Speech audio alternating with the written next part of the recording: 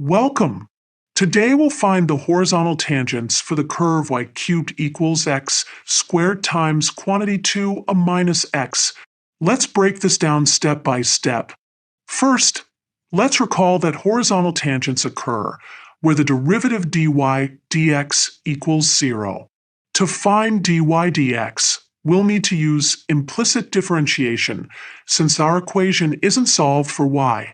Let's differentiate both sides with respect to x.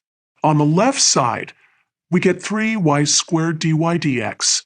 On the right side, we use the product rule and power rule to get 2x times quantity 2a minus x plus x squared times negative 1. Let's simplify the right side. We get 4x minus 2x squared minus x squared, which combines to 4x minus 3x squared. Now, for horizontal tangents, we set dy dx equal to 0. This gives us the equation 0 equals 4x minus 3x squared, or in standard form, 3x squared minus 4x equals 0.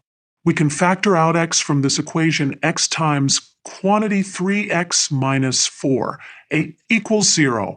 Using the zero product property, we get that either x equals 0 or x equals 4/3 a. Now we need to find the corresponding y values. When x equals 0, we plug back into our original equation. Y cubed equals 0, so y equals 0. This gives us our first point, the origin. 4x equals 4/3 a, we substitute back.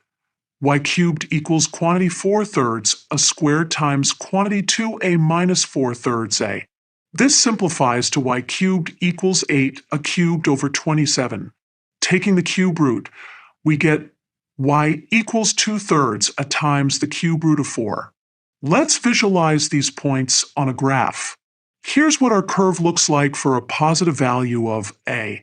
The horizontal tangents occur at these 2 points we found, at the origin and at the point 4/3 a comma 2/3 a times cube root of 4. And there we have it.